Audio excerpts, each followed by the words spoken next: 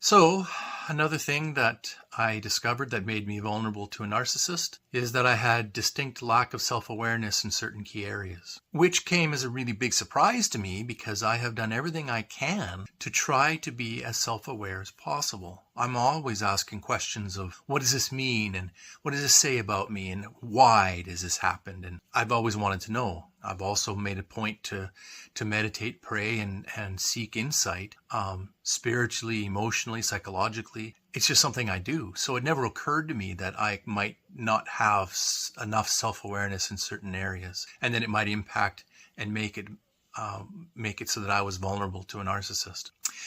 Well, I'll share 3 of them with you that occurred for me. The first one is that based on what I thought I wanted and what I thought I needed as a person, I got that. And it turned out to be toxic for me. It never occurred to me that my picture of what I wanted, the identifications that I wanted with somebody, that those same things might be detrimental to my health, both emotional, mental, physical, and social and spiritual. It just never occurred to me that the things I was looking for would result in a toxic person. So that came as a big surprise, and now I've had to redefine everything of what I thought I knew and what I thought I wanted in somebody. So that's the first one.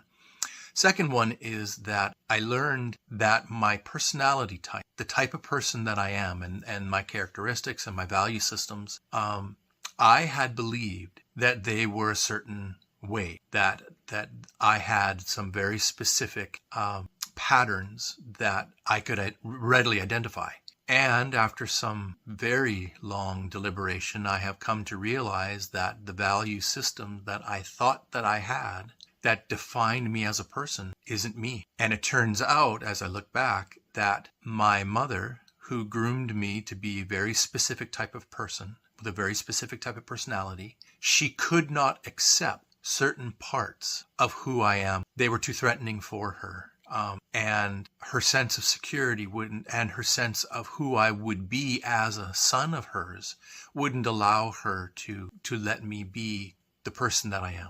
And so I've been rediscovering that, and I'm trying to understand what that means.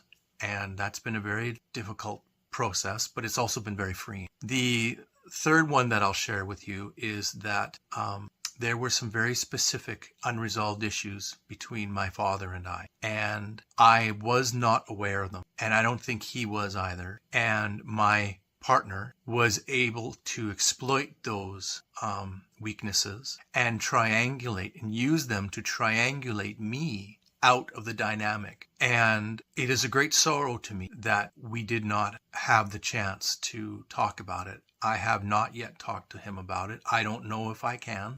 I don't know whether or not he is able to. And I don't know if I can do so in a way that isn't hurtful, because the hurt and sense of betrayal that I have is immense. So I wait and I learn. And I'm glad for the self-awareness. I'm glad for the experience. And if any of these things resonate for you, or at least help you think about what you're going through, great. In the meantime, continue to grow, continue to search, and comment, and share this, please, with anyone you feel would want to hear it. Thank you, and bless.